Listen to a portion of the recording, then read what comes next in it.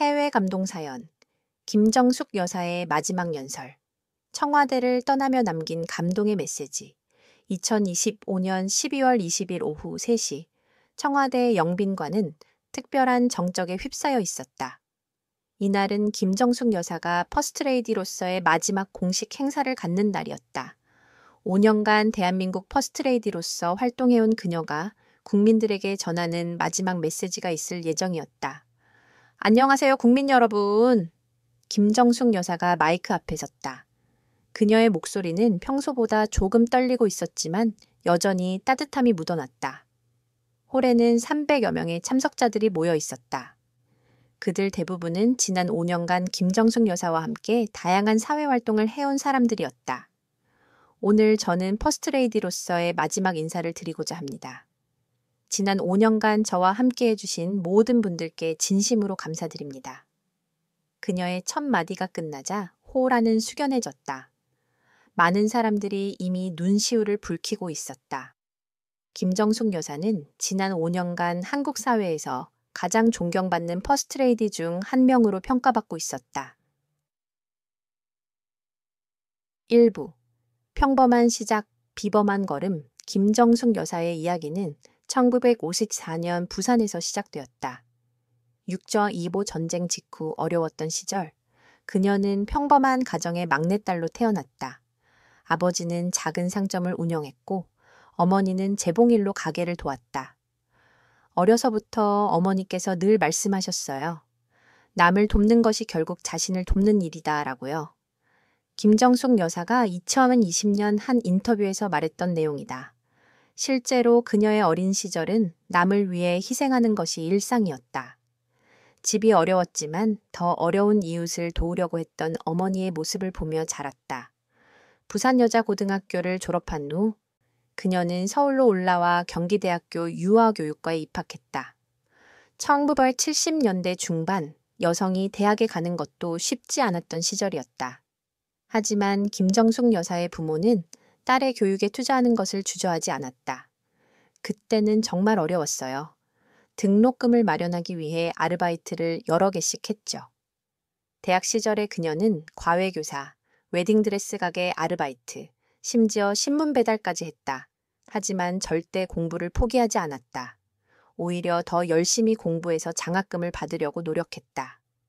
1977년 대학교 4학년이던 그녀는 후에 남편이 될 이재명을 만났다.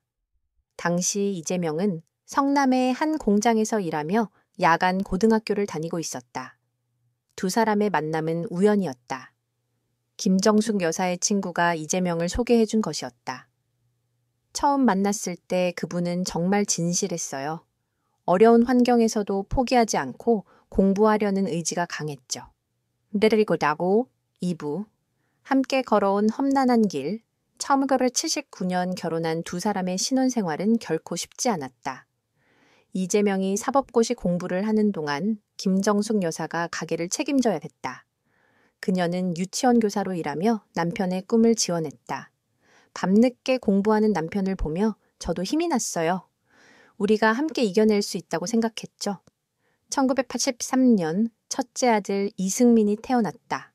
1986년에는 둘째 아들 이승원이 태어났다. 아이들을 키우면서 동시에 남편의 사법고시 공부를 뒷받침하는 일은 쉽지 않았다. 때로는 남편이 공부하는 동안 아이들과 함께 도서관에서 시간을 보내기도 했다. 1985년 이재명이 드디어 사법고시에 합격했다.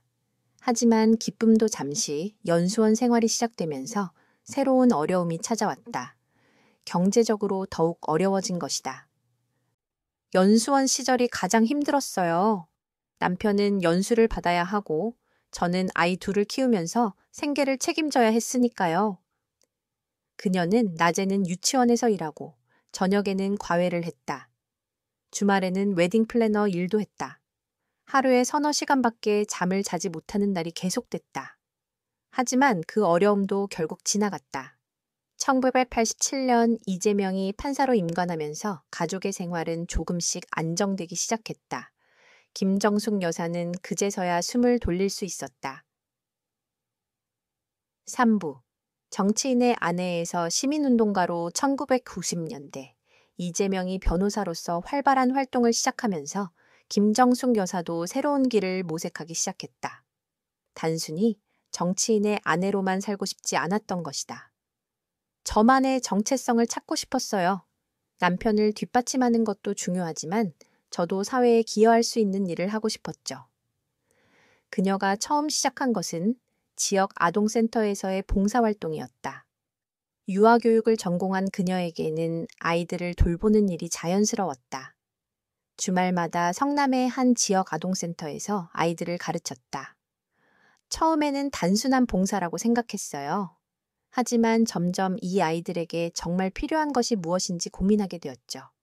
그녀는 곧 문제의 근본이 교육 불평등에 있다는 것을 깨달았다. 가정 환경이 어려운 아이들은 제대로 된 교육을 받기 어려웠고 이는 악순환을 낳고 있었다. 1995년 김정숙 여사는 성남교육복지협회를 설립했다. 경제적으로 어려운 가정의 아이들에게 무료로 교육 프로그램을 제공하는 단체였다. 처음에는 그녀 혼자서 시작한 작은 모임이었지만 점차 더 많은 사람들이 동참하기 시작했다. 제가 직접 겪어본 어려움이었기 때문에 더 절실했던 것 같아요. 가난하다는 이유로 교육의 기회를 포기해서는 안 된다고 생각했죠. 협회는 점차 성장했다.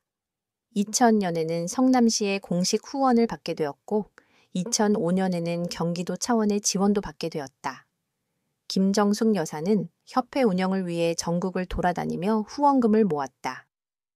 4부 성남시장 부인에서 경기도지사 부인으로 2001년 이재명이 성남시장에 당선되면서 김정숙 여사의 삶에도 큰 변화가 찾아왔다. 이제 그녀는 단순한 시민운동가가 아니라 시장 부인이라는 공적 지위를 갖게 된 것이다. 처음에는 정말 어색했어요. 무엇을 해야 할지, 어떻게 행동해야 할지 잘 몰랐죠. 하지만 그녀는 금세 자신만의 역할을 찾았다. 기존에 하던 교육복지 활동을 더욱 체계화하고 확대한 것이다. 성남시 차원에서 교육복지 프로그램을 운영할 수 있게 되었고 더 많은 아이들을 도울 수 있게 되었다. 2006년 이재명이 성남시장에 재선되면서 김정숙 여사의 활동 영역은 더욱 넓어졌다. 이번에는 교육뿐만 아니라 여성과 아동의 인권 문제에도 관심을 기울이기 시작했다. 성남에는 다양한 배경을 가진 사람들이 살고 있어요. 특히 여성과 아이들이 겪는 어려움을 외면할 수 없었죠.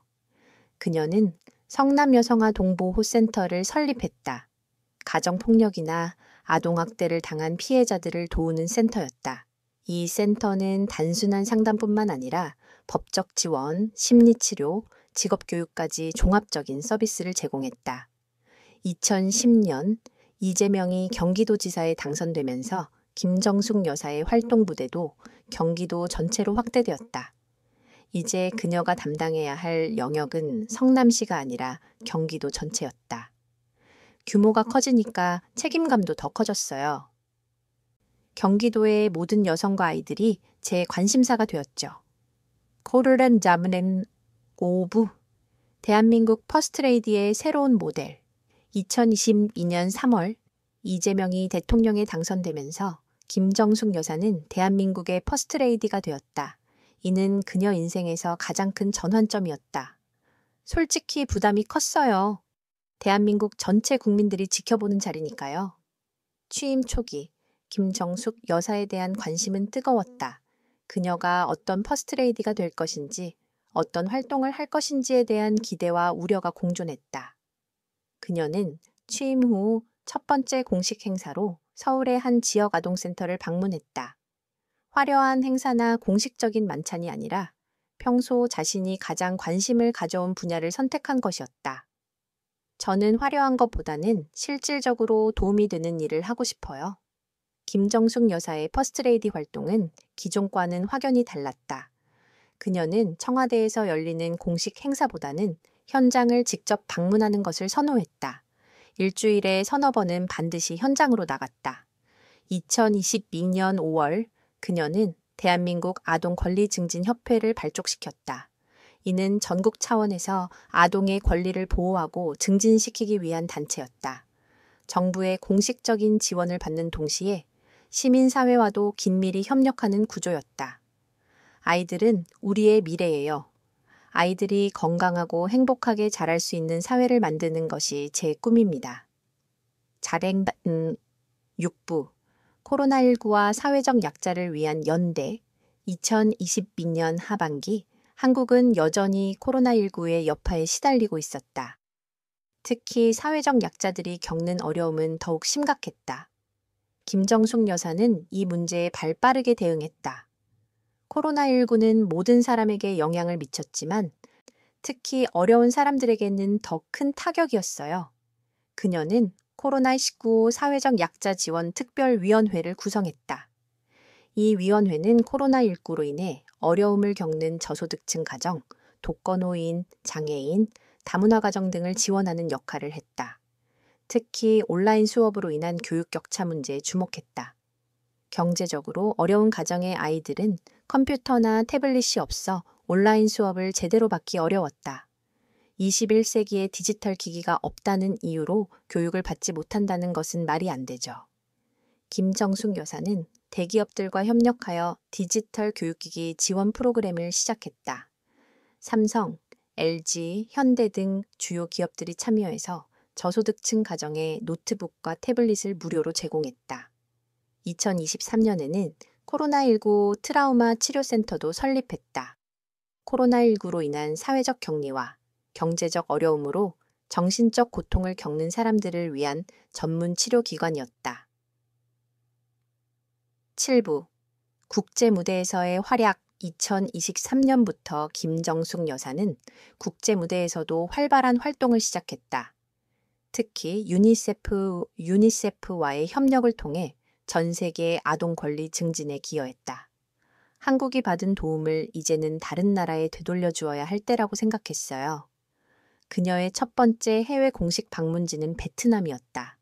베트남의 농촌 지역 아이들을 위한 교육시설을 방문하고 한국의 교육 노하우를 전수하는 프로그램을 시작했다.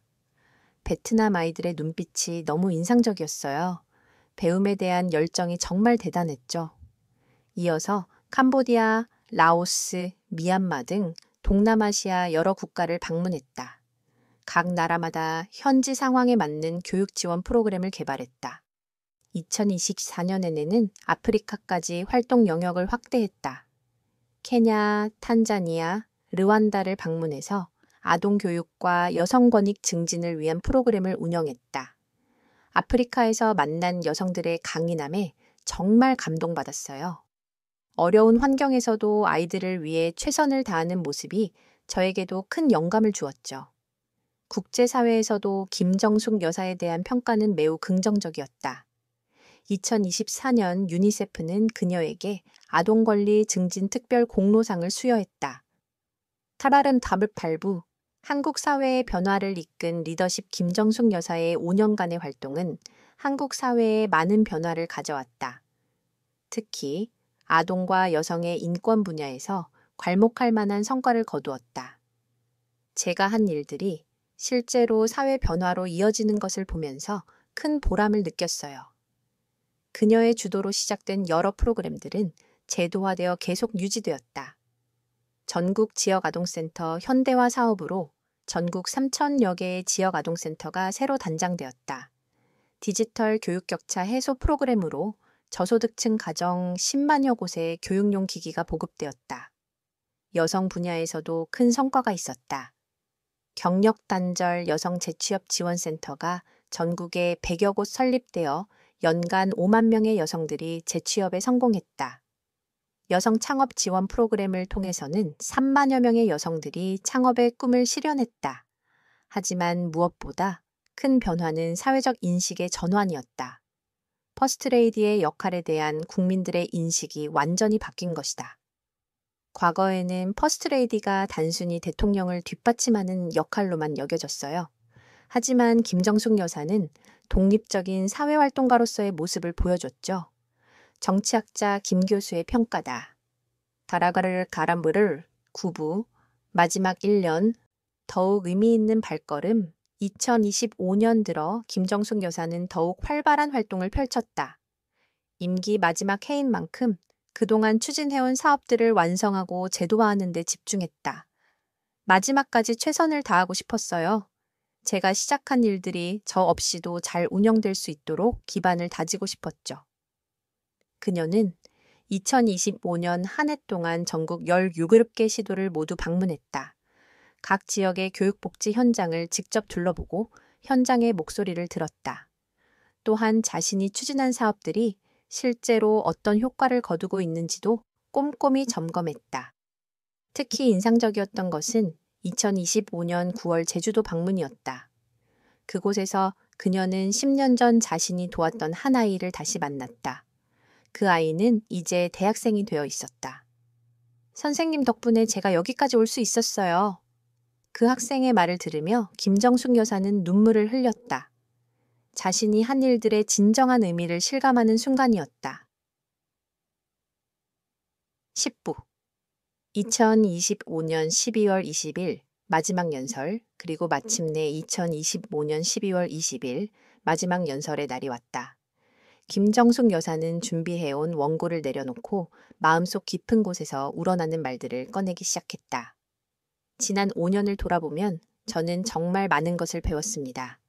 무엇보다 대한민국에는 정말 많은 좋은 사람들이 있다는 것을 알게 되었어요. 그녀는 그동안 만났던 수많은 사람들의 이야기를 들려주었다. 어려운 환경에서도 포기하지 않는 아이들, 묵묵히 봉사하는 시민들, 사회를 변화시키려는 활동가들의 이야기였다. 저는 이 자리에서 제가 한 일들을 자랑하려는 것이 아닙니다. 오히려 제가 받은 도움과 사랑에 대해 감사를 표하고 싶어요. 그녀의 목소리가 점점 떨리기 시작했다. 퍼스트레이디라는 자리는 저에게 특권이 아니라 책임이었습니다. 더 많은 사람들을 도울 수 있는 기회이자 사회를 조금이나마 더 나은 곳으로 만들 수 있는 가능성이었어요. 홀 안에 모든 사람들이 숨을 죽이며 그녀의 말에 귀를 기울였다. 앞으로도 저는 계속해서 여러분과 함께하겠습니다. 퍼스트레이디라는 타이틀은 내려놓지만 한 명의 시민으로서 계속해서 우리 사회를 위해 일하겠습니다. 연설이 끝나자 홀안은 뜨거운 박수로 가득 찼다. 많은 사람들이 눈물을 흘리고 있었다. 케르 나리바 에필로그 끝이 아닌 새로운 시작 2025년 12월 31일 김정숙 여사는 청와대를 떠났다. 하지만 그녀의 여정은 끝나지 않았다. 오히려 새로운 시작이었다. 2026년 1월 그녀는 김정숙 교육복지재단을 설립했다. 지난 30여 년간 쌓아온 경험과 노하우를 바탕으로 더욱 체계적이고 지속가능한 교육복지 사업을 펼치기 위한 것이었다. 이제 저는 진정으로 자유로워졌어요. 어떤 틀에 얽매이지 않고 제가 정말 하고 싶은 일을 할 수 있게 되었죠. 재단은 출범과 동시에 큰 주목을 받았다. 전국의 많은 기업과 개인들이 후원을 약속했고 해외에서도 협력 제의가 쇄도했다. 김정숙 여사는 이제 71세가 되었지만 여전히 꿈이 많다. 전 세계 어려운 아이들을 돕는 것, 한국의 교육복지 모델을 해외에 전파하는 것, 여성들이 더욱 당당하게 사회 참여할 수 있는 환경을 만드는 것 등이 그녀의 새로운 목표들이다. 나이는 숫자일 뿐이에요. 중요한 것은 얼마나 많은 사람들에게 도움이 될 수 있느냐 하는 것이죠. 2026년 3월 김정숙 여사는 다시 아프리카로 떠났다. 이번에는 퍼스트레이디로서가 아니라 한 명의 시민사회 활동가로서의 여행이었다. 그곳에서 그녀는 여전히 배우고 가르치고 희망을 나누고 있다. 김정숙 여사의 이야기는 계속된다. 한 사람이 어떻게 사회를 변화시킬 수 있는지, 작은 실천이 어떻게 큰 변화로 이어질 수 있는지를 보여주는 살아있는 증명이다. 그녀가 청와대를 떠나며 남긴 마지막 메시지는 지금도 많은 사람들의 가슴에 울리고 있다. 우리 모두에게는 세상을 바꿀 수 있는 힘이 있습니다. 중요한 것은 그 힘을 어떻게 사용하느냐 하는 것이죠. 함께 더 나은 세상을 만들어 갑시다.